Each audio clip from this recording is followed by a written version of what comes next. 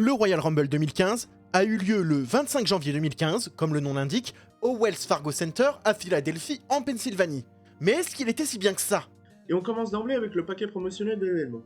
On voit Goldust, comme s'il allait gagner, Ryback, il dit qu'il va être le meilleur, Ziggler aussi. On enchaîne par quelque chose de beau. Profitez-en, ça va pas durer. Premier match de la soirée. Les New Age Outlaws débarquent avec un âge combiné de 96 ans. Ça commence à sentir la naphtaline. Ça marche avec la foule, mais ça redescend avec l'arrivée de leur adversaire. Le Raptor dissident et Papacito qui débarquent. On nous montre attention qu'ils se font pisser dessus par les légendes. On rappelle qu'à l'époque, ils étaient l'équipe dominante de NXT. On les attendait et ça a fini en colique. Merci papy. Le match a tué le public. Et Road Dogg aussi, vu qu'il respire comme moi après 200 mètres de course. Je rappelle que la soirée ne fait que commencer. Nous allons prendre ce match comme valeur étalon. Match très lent, jusqu'à ce que Monsieur Q se sorte les doigts. Jolie prise de fin de la part de The Ascension, alors que le match commençait à peine à devenir intéressant. Misère. Voir ça en opener, c'est comme Gilbert Montagnier devant un film de cul. Je vois pas le rapport. Note, EHPAD sur 20. On apprend que Rowan s'est pas qualifié. Mais Ziggler, si. Direction les coulisses. Stéphanie, elle saoule. Normal, c'est une femme. Triple H, il aime pas beaucoup Sting. On dirait beaucoup une vengeance de Vince sur la WCW depuis 20 ans. Cela est sans doute très énonciateur. Le match va sans aucun doute être légendaire. Ça tease un Brock Lesnar contre Sting. Quel match de fou. Pardon. Quel homicide prémédité on aurait pu avoir. Mais bon, le peinture jouerait avec toute son expérience, il sait pas se protéger d'une prise. Retour dans l'arène, encore un match tag, petite faute de programmation, espérons que ce soit le dernier. Et en plus c'est un rematch pété, y a pas d'histoire, c'est vous avez pris le titre, on est pas content, gna gna gna. L'attraction, c'est pas le match. C'est Miz Do qui copie absolument tout et il est drôle le bout. Le match est très she-her, comme les pronos LGBT. Mais Miz Do sauve avec la comédie. Miz, comme toujours, c'est un très bon il. Il maltraite sa doublure et ça me rappelle beaucoup d'acteurs dont je tairai le nom car je peux pas payer le procès. Petit finish pas respecté, les Usos sont place, que le crushing final de Miz Do pour une pop du public folle. Ça réveille du gars somnolent qui était le dernier match. Match chiant, sauvé par Miz Do, donc comme un mec qui a arraché son jean, on peut dire merci à la doublure. Note, doublure sur 20. Le panel est en feu, wouh! On nous rappelle que le pré-show, c'est la Fiesta Boom Boom. Jouez au jeu WWE Immortals. Ouais, il est trop cool, allez! Rollins fait une fouille au corps, coup de pression, tel le shérif du village. Et on retue le public comme Jésus à son prime avec le match féminin. Bon, en gros, pour la rivalité, Mercredi Adams, là, elle a encouragé Natalia. C'est l'entrée de la Canadienne et la Gothique contre les Brimode Evita. Et encore un match tag, ça casse les couilles. Le public s'occupe comme il peut, à deux doigts de faire la vague. Contrôle des Bella qui assassine le public à grands coups de couteau dans la gorge. C'est à sens unique comme pas possible. On se demande ce qu'on fout là. J'ai l'impression de revoir mes cours de philo le lundi de 16 à 18h. Rien ne se passe et je me retiens de faire des commentaires misogynes. Vous n'imaginez pas les efforts que je fais pour vous. Paige, elle intervient pas. C'est la même construction chiante, mais sans Miz Do cette fois-ci. C'est une catastrophe, mais toujours meilleure que Liv Morgan. Note, amen sur 20. Tout le monde dit qu'il va gagner. Daniel Bryan est à deux doigts de me demander si j'ai pas une clope. Vous auriez pas une petite pièce? Le suspense est à son comble. 5 matchs, dont 3 matchs qui me chient dans le cul. Que personne ne se plaigne du nombre de matchs des PLE actuels. Et c'est l'heure du gros match. Joli clip de feud. John arrive, cosplay Bill du Big Deal. Le blond décoloré arrive. Et loin de moi l'idée de critiquer le fait de mettre le Mr. Money in the Bank dans un match pour le titre, mais ça rend l'affiche encore plus attrayante. Et là, c'est la bagarre. Brock, dans toute son aura, débarque, mais la foule est sous anesthésie. Double German, Spotfest, ça vit, ça vole, suplex, le selling de Rollins est aussi incroyable que les genouillères de Lesnar. Grosse domination de Lesnar. Ce match dure presque aussi longtemps que les 3 derniers matchs cumulés, merci de prendre ce temps. Steak sur steak, opportunisme, force, courage, c'est incroyable. Mais les 1 heure de bourbier pour un bon match, ça pique. Lesnar, le pro de la vente, la civière, les médecins, pour au final se relever comme rien, ça c'est fort. Match, ma foi, fort sympathique, qui aurait été un fantastique opener. Lesnar conserve aussi, on le dit. Mais ouais, on est professionnel. C'est pas une analyse finie à la pied. Enfin, c'est pas une analyse de mais...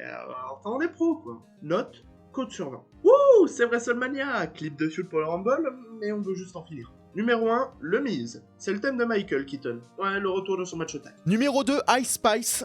Guerre de gimmick, rappel de 2011 quand ils se font arrêter par les flics. Numéro 3, venant de Impact, Booba Ray Dudley. Car, bienvenue à Philadelphie. Mais aucun sens avec les mectons dans le ring. Booba élimine tout le monde avant le numéro 4. Numéro 4, Luke Harper, bonne combinaison. Numéro 5, Bray Wyatt. Ils éliminent le Dudley.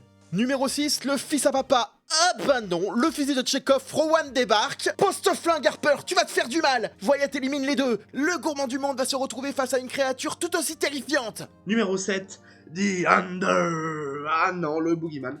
Mangeur de monde contre mangeur de verre, paf contre araignée. Boogeyman se fait jeter comme un malpropre alors que le pas propre là-dedans c'était Luke Harper. Numéro 8, Fantomas, aka Super Mario Botch. Bah, tout est dans le titre. Wyatt lui roule dessus et on dit au revoir au Mexicain fond vert. Numéro 9, Zack Ryder. Bienvenue à Jobberland. Et bien sûr, ça dégage. Ouh, peut-être, mais va ranger ta chambre. Numéro 10, énorme pop. La désillusion qui arrive. Daniel Bryan, aka je ne donnerai pas mon avis sur ce gars sous peine de me faire assassiner. Danny Dan prend au dépourvu le fou du bus avec toutes leurs histoires. Numéro 11. On calme le star power gargantuesque avec le danseur de salsa.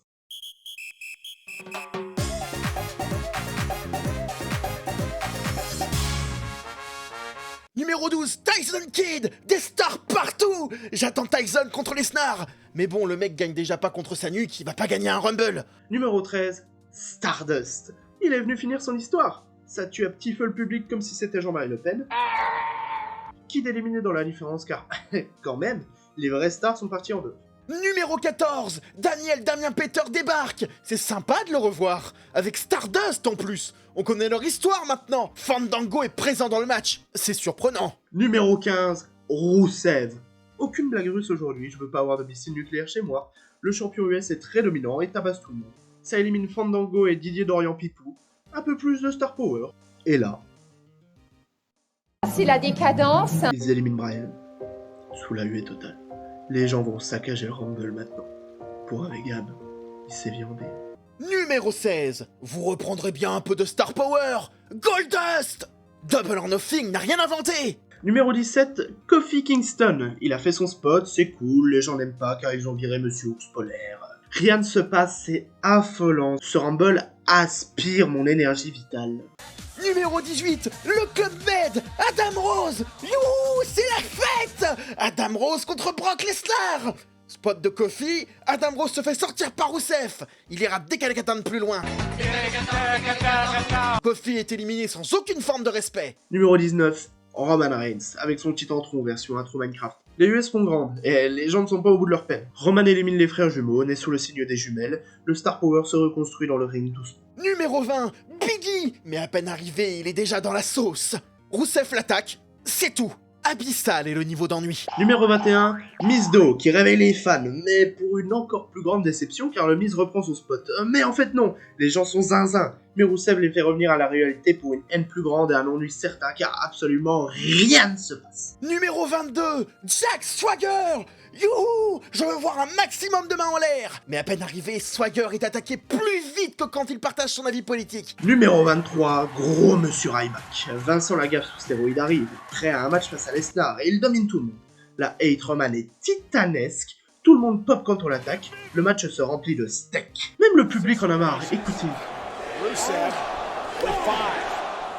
Numéro 24, un Ken calvicié et fachotisé débarque pour encore moins d'action et encore plus d'ennui. Miam. Des gens essayent d'éliminer d'autres gens, oui, et rien. Numéro 25, Dean Ambrose. Le dernier espoir des fans débarque et le fou réveille et la foule, et le match, et moi. Après, c'est pas dingue, hein, mais juste un diving elbow, c'est pour dire. Numéro 26, Titus O'Neil, le heel frais. Mais ça se fait éliminer par un botch, ça en dit long. J'aimerais beaucoup dire des choses, mais il y a rien. Un épisode de Plus belle la vie est plus passionnant. Il se passe rien, juste des écrasements et des coups de poing.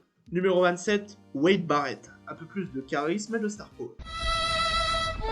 Roman, il protège le copain zinzin, le ring se remplit pas mal, mais pourtant, rien ne se passe. Numéro 28, Cesaro. Le Suisse est là, il est venu représenter les mentales et le ski. Il tape le foufou, puis le champion hissé, mais ça ne te donnera pas de chance au titre. Le kick-off de Mania t'attend, Vin Diesel. Numéro 29, le gros spectacle. Il fait équipe avec Kane, car Mania 22 manque aux gens, visiblement. Ils font le ménage, ils éliminent Ryback et Swagger. Un peu plus de vie, et ça m'extermine de dire ça pour l'entrée du Big Show. Et le 30e, une grosse place pour finir le Rumble. Dolph Ziggler, le show-off que tout le monde voulait. Il sort de Survivor Series. Wade s'est barré par la faute de Ziggler. Cesaro tourne le manège.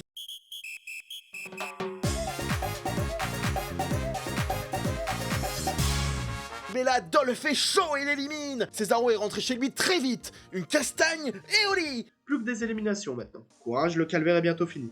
Aucun respect pour Ziggler qui se fait éliminer par la Team Show. Élimination de Wyatt dans le manque de respect le plus total. Shaw et Kane contre Ambrose et Reigns sous la huée atroce des fans. Quelques minutes qui semblent une éternité. Ambrose se fait éliminer dans un manque de respect abominable. Les gens sont à 2 doigts de faire une descente dans le ring. Trop de heal tue le heal finalement. Je suis sûr que les gens seraient plus contents si Big Show gagne plus que Reigns. La fin est abominable. Reigns élimine Shaw et Kane et The Rock n'aide absolument pas. Rusev non plus d'ailleurs. Bref, c'est une catastrophe. Vraiment, le PPV est un calvaire, c'est une horreur que je déconseille absolument. Le Rumble 2015 a vraiment ruiné tout espoir pour moi d'être heureux un jour. En conclusion, le Royal Rumble 2015, on dirait mon ex. Un mois de build-up pour 10 minutes de plaisir.